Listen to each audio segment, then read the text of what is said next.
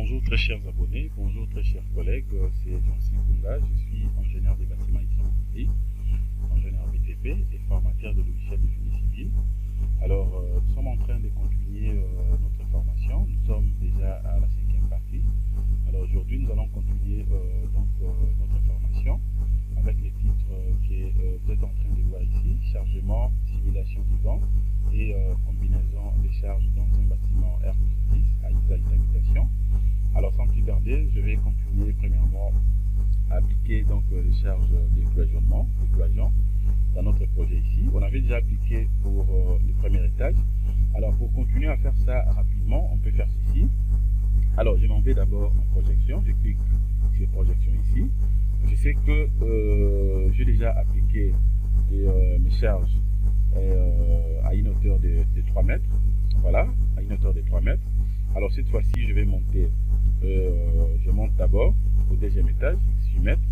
Je vais faire la même chose ici. Qu'est-ce que je fais ici? Voilà, je vais activer ici. Donc, je clique ici, je clique de l'autre côté, et puis j'ajoute, voilà. Et puis je fais la même chose, je vais faire ça vraiment rapidement. Je clique ici, je clique là-bas, et puis également j'ajoute, voilà. Ici aussi, la même chose, je clique ici, je clique là-bas, je viens ajouter, voilà, je clique ici, je clique là-bas, et puis j'ajoute. Voilà, lorsque vous allez maintenant en 3 dimensions, voilà, donc je viens d'obtenir aussi pour le deuxième étage, je rentre ici, je vais faire ça rapidement, je vais monter au 3e étage maintenant, je fais ça aussi ici. Je clique ici, je clique là-bas, je viens ajouter, voilà, je clique ici, je clique là-bas, j'ajoute, je clique ici, je clique là-bas, j'ajoute, je prends ça, je clique ici, je clique là-bas, et puis j'ajoute. Voilà, donc je crois qu'on peut s'arrêter ici. Je m'en vais directement aux 3 dimensions. Voilà, donc je suis en train d'appliquer mes charges de cloisonnement, de cloison. Voilà, seulement pour les contours extérieurs tels que je vous ai montré.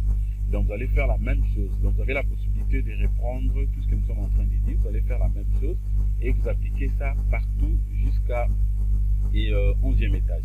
Donc vous allez vous arrêter plutôt jusqu'à 10e étage, puisque ici c'est une dalle terrasse. On suppose qu'ici on n'aura pas de blocs. Peut-être on peut avoir tout simplement des garde-fous. Donc ça dépend de la conception. Voilà, donc je crois que je peux me limiter d'abord par ici. Voilà, et puis je ferme ça. Alors vous avez la possibilité maintenant de vérifier à partir d'ici pour vérifier le chargement que nous venons d'appliquer. Si je prends poids propre, vous allez voir que la structure est là. Alors je viens ici, je prends revêtement, voilà, les revêtements, tout est chargé. Je viens ici, je prends cloisonnement, voilà, on a fait seulement pour le premier niveau, deuxième niveau et 3e niveau. Voilà ce que nous avons. Donc on a fait plutôt pour premier étage, deuxième étage, 3e étage.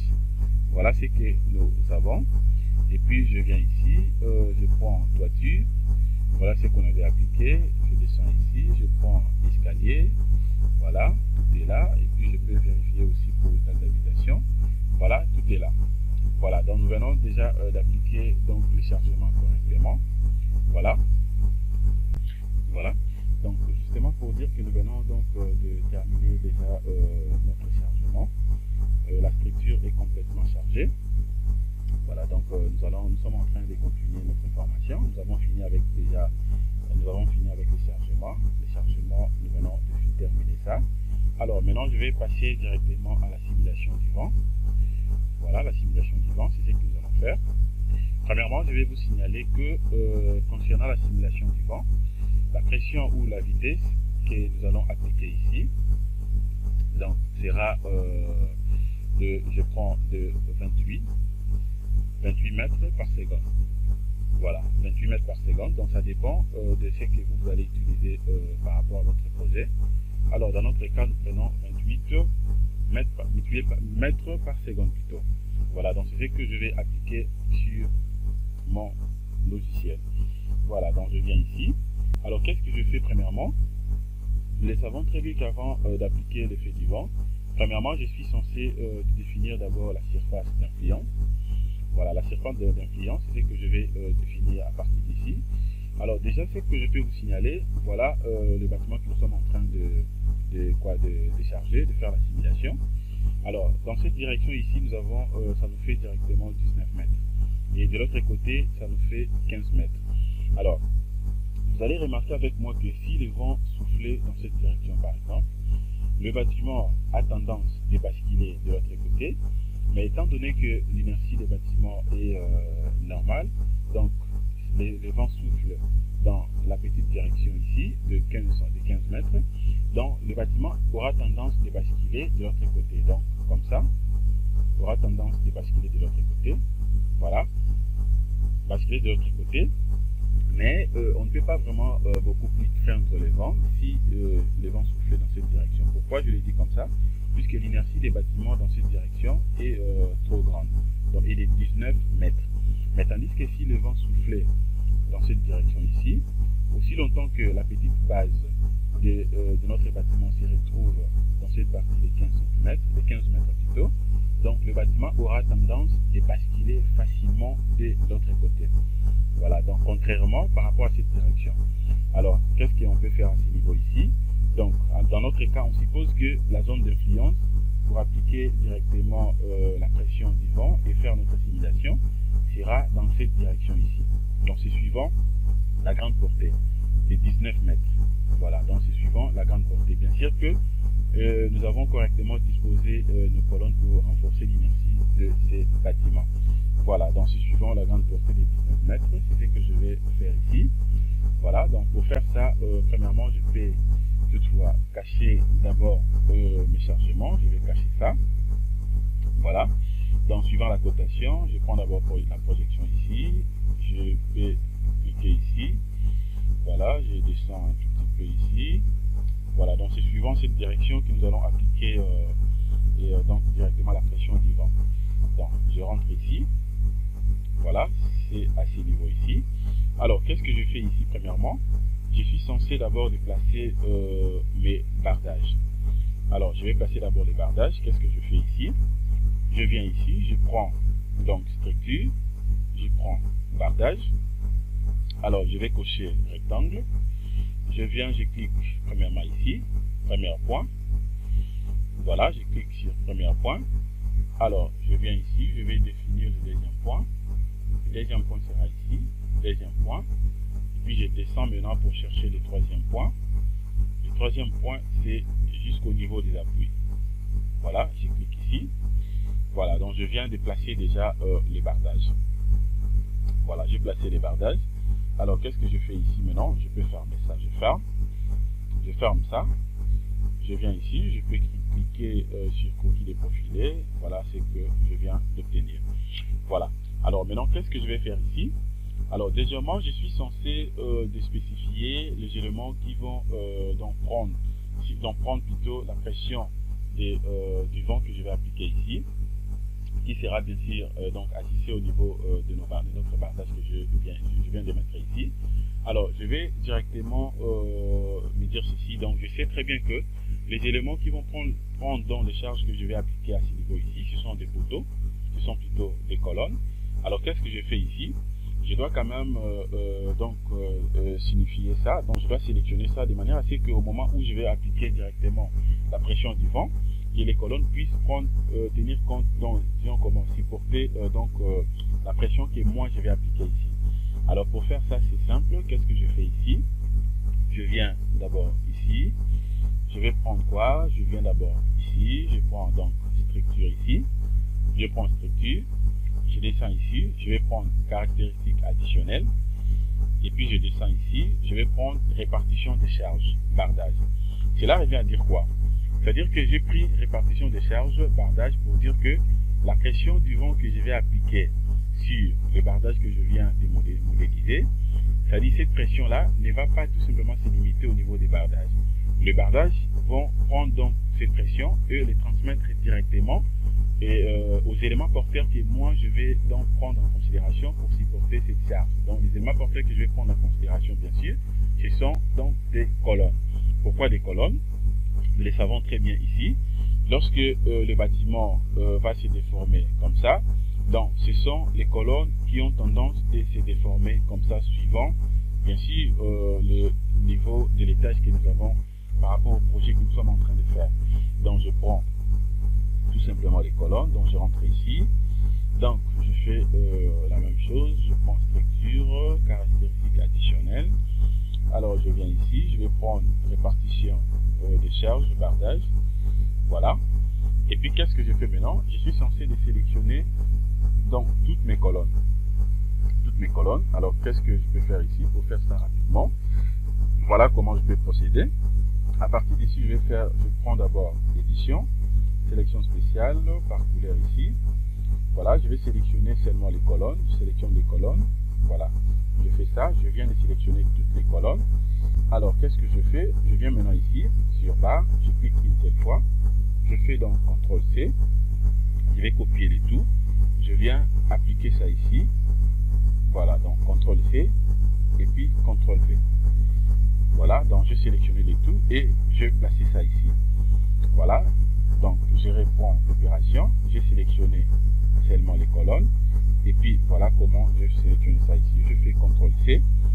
À partir d'ici directement, je vais placer ça ici. Je fais CTRL-V. Voilà, donc j'ai sélectionné les tout. Et puis je peux faire quoi ici? Je suis censé maintenant d'appliquer. J'applique. Voilà, j'applique. Et puis je peux fermer ça. Je ferme également ça. Voilà. Alors comme je viens déjà de définir mes colonnes qui vont prendre la charge que je vais appliquer ici, qu'est-ce que je fais maintenant? Je peux maintenant rentrer soit ici. Je peux rentrer ici, caractéristiques additionnelles, ça sera tout simplement pour vérifier. Voilà, déjà c'est bon, je ferme ça. Je viens maintenant ici, je prends donc chargement. Je vais prendre simulation de charge de vent. Et puis je vais cliquer sur générer des charges de vent. Je clique là-dessus, je vais patienter. Voilà ce que j'obtiens. Alors à partir d'ici déjà, le logiciel robot étant intelligent, déjà vient de me signaler l'essence là où je vais appliquer la pression du vent. Voilà, l'essence est là, c'est suivant la grande portée. Voilà, alors ici maintenant je vais spécifier tout simplement la vitesse du vent. La vitesse du vent, c'est ce que j'avais donc inséré ici. Je peux encore revoir ça. La vitesse du vent, voilà, est de 28 mètres par seconde. C'est ce que je vais insérer ici. Je vais double-cliquer, je mets tout simplement 28. La vitesse, ça dépend des projets. Voilà, et puis maintenant qu'est-ce que je fais ici? Et je descends ici. Je suis censé maintenant de confirmer, d'insérer aussi les éléments qui sont exposés ici au vent. Les éléments qui sont exposés au vent ici, je sais très bien que ce sont mes colonnes. Alors qu'est-ce que je fais? Pour confirmer ça, c'est juste question de répondre à la sélection spéciale. Alors je peux répondre à la sélection spéciale rapidement. Je viens ici, sélection spéciale, sélection par couleur. Toujours je sélectionne les colonnes. Voilà, donc ce sont mes colonnes et là. Sélectionne toujours les colonnes. Je clique ici, tout est sélectionné. Voilà, je fais CTRL-C comme on avait fait. Et puis je viens ici, je clique ici, CTRL-C, et puis je fais CTRL-V. Voilà, CTRL-V, et puis ça, je peux fermer ça. Et puis qu'est-ce que je fais maintenant? Comme je viens déjà de copier et tout, je peux maintenant démarrer ici. Je viens cliquer sur démarrer pour générer ça directement. Voilà, je vais essayer un peu de zoomer ça. Vous allez observer comment est-ce que nous allons faire la simulation du vent. Voilà, je dézoome ça comme ça. Et puis je vais directement démarrer. Voilà, et puis là je vais patienter un tout petit peu. C'est vrai que ça peut prendre quelques temps, puisque c'est un grand projet, c'est un bâtiment à R+10 que je suis en train d'étudier. Donc je suis censé de patienter juste un tout petit peu. Voilà, vous allez observer comment est-ce que mes colonnes vont directement changer des couleurs suivant donc la simulation. Voilà, même l'essence du vent est là. Voilà, dans l'essence que je viens d'appliquer le vent. Je vais patienter. Le temps que la simulation s'efface correctement. Voilà, je suis en train de patienter.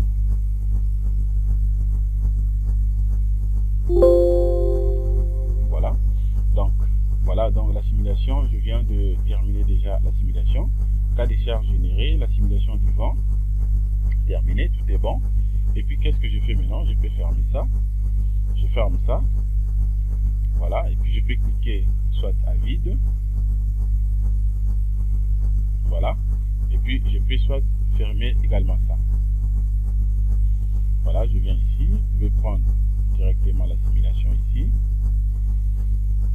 Voilà, vous allez observer quelque chose ici.